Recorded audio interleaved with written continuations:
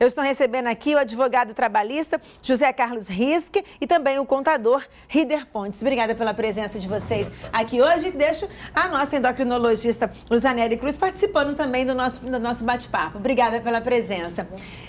Foi um avanço a aprovação pelo Senado e esse momento para o empregador doméstico? E para o empregado doméstico? Foi um grande avanço, só que ocorre que no Brasil 2/3 não são formais ainda. Então é muito importante que a gente diga que, a bem da verdade, a gente está lá atrás. Muitas das vezes tem-se algum avanço para quem já está formalizado. Então, no Brasil, a maioria ainda nem formalização tem. Bom, porque há 2 anos passou a ser a obrigatoriedade da assinatura da carteira assinada, né? E do INSS. E isso realmente não foi colocado à prática 100%. Na verdade, muita gente ainda não cumpre, Thaís. Tem o doméstica, né? E não cumpre. Ocorre que as normas novas, eu creio que farão que muitas das pessoas que não cumprem a lei provavelmente vão se inserir na formalização também. Né? E um grande avanço, Thaís, foi a jornada extraordinária. Na medida que você legalmente, antes da PEC, você possibilitava juridicamente que o empregado trabalhasse 20 horas por dia, 100 horas extras. Então, a bem da verdade, a gente teve um avanço muito grande e que agora vem a ser brindado com um fundo de garantia por tempo de serviço, que é o chamado FGTS. Agora, como é que a gente faz que a gente vai ter pequenas empresas na nossa casa, né? E é preciso gerenciar, né? Fazer a gestão de tudo isso. Eu já tenho a ideia, porque eu já faço isso em casa, né? Tem toda a questão do boleto, do pagamento, do dia certo. Não é qualquer dia que você paga o seu funcionário. Tem um dia para ser pago, existe uma lei para isso. Como que a gente pode, tanto empregador como empregado, se resguardar dessas situações? Pois é, isso vai cobrar da dona de casa um conhecimento realmente muito grande para obedecer todo esse regramento novo, vamos chamar de novo, né? Porque com a regulamentação está estabelecida aí a jornada, os intervalos, a forma de estabelecer essas condições dentro de um contrato de trabalho. Então, de fato, para startar um processo desse, é possível que é necessário procurar um profissional. Um profissional, ao menos, para colocar no caminho. Que seria um contador, né? Certo, seria um contador, um profissional experiente, né, nessa área. Porque, de fato, você ter conhecimento do preenchimento de um holerite, dos descontos que você vai fazer. Que é o contra-cheque, né? Se é 8%, se é 9%, se é 11%, o que você vai descontar? Né? O dia exato desse pagamento, né? Aquilo que, se houve excesso de jornada ou não houve, se deve haver pagamento de horas extras ou se elas foram compensadas. Então, tudo isso cobra da pessoa um conhecimento mais profundo. Você ficou com dúvida, Luzanelli? Você está... Então, assim, minha principal dúvida é em relação a virar uma empresa, né? Porque, na verdade, a gente quer muito ter uma relação de amizade, de proximidade com esse funcionário, até porque, muitas vezes, como no meu caso, eles ficam com os filhos da gente. Verdade. Né? E são tratados mesmo como pessoas da família. Então, de repente, você tem essa pessoa da família que você tem que tratar agora como um funcionário, de uma maneira mais dura, né? É. Tem que ter uma certa dureza do empregador, a questão do horário. Então, a gente às vezes fica dividido entre a gente precisa se proteger também, o empregador, mas precisa manter essa relação de amizade. É possível tentar estabelecer essa boa parceria? Thaís, como era, não mais, né? Primeiramente, no momento da contratação, eu recomendo que um advogado ele dê uma olhada, olhe como é que está sendo feito isso. Eu sei que tem o seu custo, mas enfim, infelizmente hoje nós não podemos mais ter uma relação tão próxima do empregado. É óbvio que uma relação boa, ela é viável, né? Mas hoje a gente tem que ter uma folha de ponto, tem que ter uma possibilidade de chamar essa pessoa, caso ela atrase e fale, olha, você não pode atrasar, o seu horário é tal, sob pena de você não criar provas para uma eventual ação, porque, a bem da verdade, tem ações de natureza trabalhista envolvendo essa classe. Então, quando a gente sugere que haja uma precaução e uma relação profissionalizada, não sugere para que o seu dia a dia ele fique mais tenso, mas que numa eventual ação você tenha provas para se defender. Então, por exemplo, a começar por um contrato, né? Estabelecendo ali as regras, quantas horas semanais, a hora de entrada, a hora de saída, a hora de descanso, né? Isso começa por ali. Ali depois a cobrança, um livro de ponto que vende numa papelaria, em que a pessoa apenas para escrever a hora que ela entra e a hora que ela sai, e a hora que ela descansa. Esse descanso, muitas preferem sair mais cedo do que fazer 1 hora no meio do dia. Isso vai ser possível? É possível. A jornada é de 44 horas. Excedeu a isso, você tem um tempo extraordinário que deve fazer parte do holerite, do recibo de pagamento, se for o caso, se não tiver regras de compensação, que estaria, como você disse, estabelecido num contrato, já com regulamento claro ali dentro. Né? Entendi. E traduzido para o livro de ponto. Além do contrato, você tem que ter a documentação que fundamente o cálculo que você vai fazer no final do mês.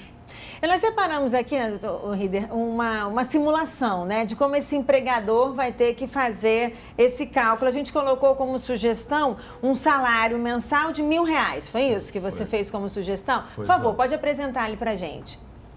Você quer segurar ele para poder abrindo? Pode ir soltando ele todo. Pode ir soltando. Um empregado que recebe R$1.000 por mês, né? Ele vai ter que pagar, o empregador vai ter que pagar o quê? Isso regra normal. R$120 é o antes, 12%.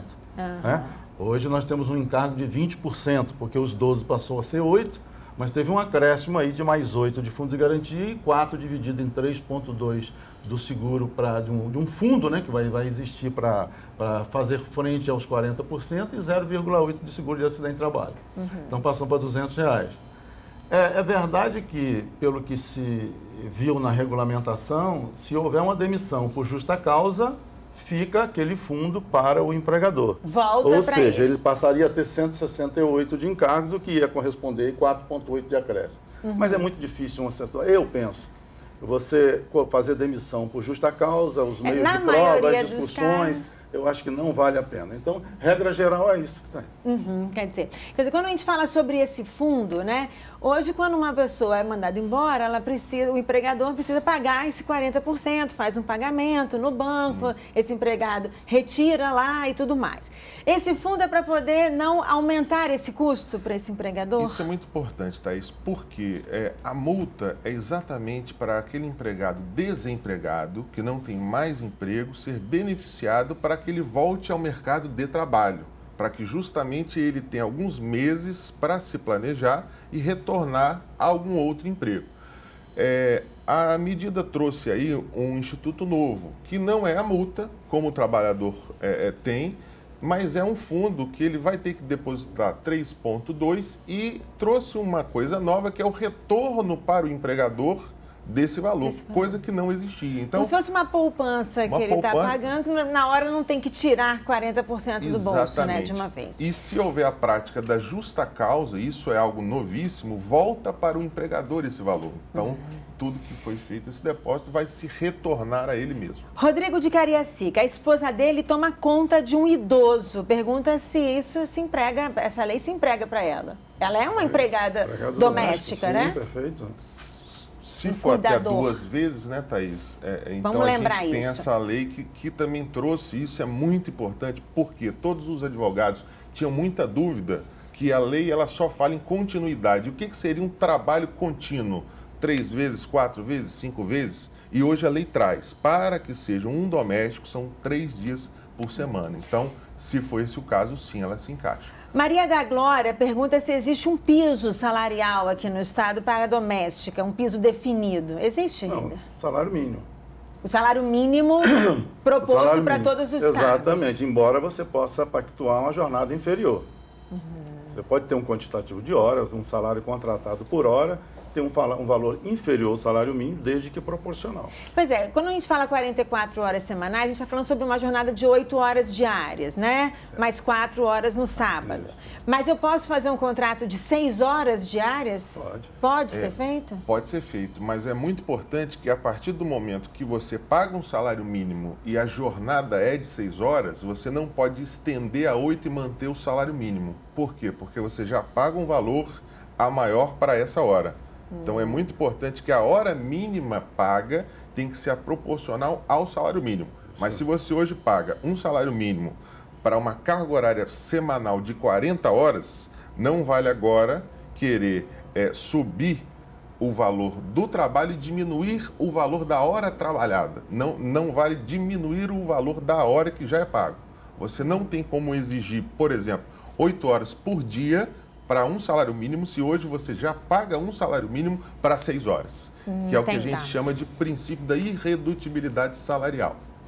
Eu tenho tanta dúvida ainda, Vitor. Tem que terminar mesmo a entrevista? Não consigo segurar mais um pouco lá na frente? Só para falar sobre o boleto único. Hoje eu pago um boleto de INSS, um boleto de FGTS. Hoje vai ser um boleto só para eu pagar tudo para o governo? O simples do doméstico, a ideia é que através do site da Previdência Social, né, do E-Social, você consiga ali inserir os dados desse empregado e automaticamente ter sua guia que vai concentrar desse mesmo boleto o Fundo de Garantia, o INSS e o Imposto de Renda.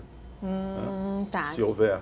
Então, assim, isso vai facilitar para esse empregador? Creio que vai facilitar, sim, porque, como comentamos, o regramento aumentou, a quantidade de obrigações aumentaram e os cuidados aumentaram. Se não houver uma simplificação, torna muito difícil uma dona de casa tomar todos os procedimentos corretos sem ter um atraso, local, uma coisa, é verdade. Um local para acessar.